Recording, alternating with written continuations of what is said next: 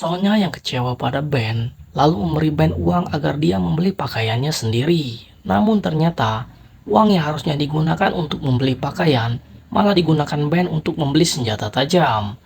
Suatu siang saat Ben sedang duduk sambil mendengarkan musik, tiba-tiba Joe datang dan menghina radio yang Ben pakai. Mendengar hinaan itu, Ben marah dan tanpa berpikir panjang, Ben langsung menusukkan senjata tajam itu ke perut Joe.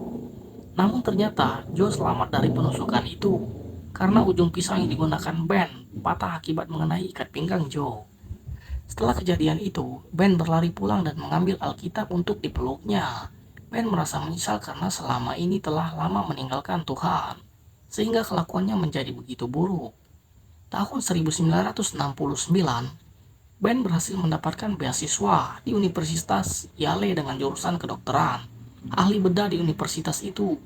Ben juga mempunyai seorang pacar yang bernama Candy, seorang mahasiswi dari jurusan musik. Suatu siang Ben curhat kepada pacarnya. Ben bilang kalau mata kuliah kimia baginya adalah sesuatu yang sangat sulit. Dan pekan depan dia akan mengikuti ujian kimia. Jika Ben tidak lulus dalam mata kuliah kimia, maka dipastikan beasiswanya akan dicabut.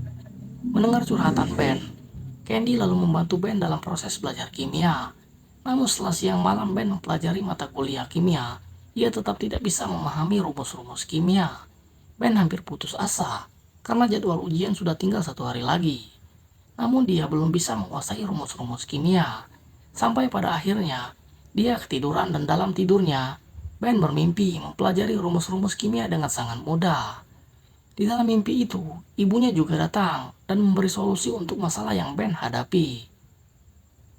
Pagi hari pun tiba, Ben merasa memiliki keajaiban di dalam dirinya. Dia mampu mengerjakan soal-soal kimia itu dengan sangat mudah. Dan ketika Ben melihat hasil ujiannya, dia begitu senang karena mendapatkan kelulusan atas mata kuliah kimia. Kehidupan Ben pun berlanjut tahun 1976. Ben mendaftarkan dirinya menjadi dokter bedah saraf di Rumah Sakit Johns Hopkins. Namun di tahun itu, Ben harus bersaing dengan 125 calon dokter lainnya. Saat diwawancara oleh Dr. Urvel Telly, Ben mampu menjawab pertanyaan dari Dr. Urvel Telly dengan sangat memuaskan sehingga Ben diterima menjadi dokter di Rumah Sakit Johns Hopkins. Morning hari pertama Ben bekerja pun tiba. Karena Ben adalah dokter baru di rumah sakit itu, dia harus bekerja di bawah pengawasan dokter seniornya, yang bernama Dr. Permington. Namun Dr. Permington terlihat tidak begitu menyukai Ben, karena Ben adalah orang kulit hitam. Perlakuan rasis dari dokter seniornya membuat Ben begitu sedih. Namun Candy yang sekarang sudah jadi istri Ben, menguatkan suaminya agar selalu berpikir positif saat bekerja.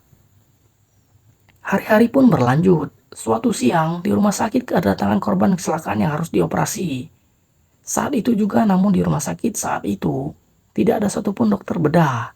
Pihak rumah sakit sudah berusaha menghubungi dokter-dokter bedah di sana, namun tidak ada hasil. Melihat kondisi yang sangat darurat, seorang perawat meminta pada Ben untuk mengoperasi pasien. Itu awalnya Ben menolak. Karena jika Ben mengoperasi pasien tanpa pengawasan dari dokter Permington, itu adalah tindakan yang ilegal. Dan konsekuensinya, jika Ben gagal dalam mengoperasi pasien itu, maka karir Ben sebagai dokter akan berakhir. Namun karena tidak ada pilihan lain untuk menyelamatkan pasien itu, Ben pun akhirnya melakukan operasi pertamanya.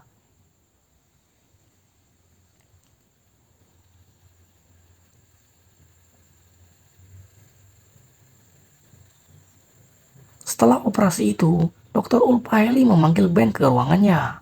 Di ruangan itu, Ben mendapatkan teguran keras dari Dr. Ulpaeli. Karena jika operasi yang dilakukan Ben gagal, maka reputasi rumah sakit Johns Hopkins akan rusak. Namun di sisi lain, Dr. Ulpaeli juga merasa bangga pada Ben, karena ia berani mengambil keputusan yang sangat membahayakan karirnya. Tahun 1985, Ben yang kini sudah menjadi dokter bedah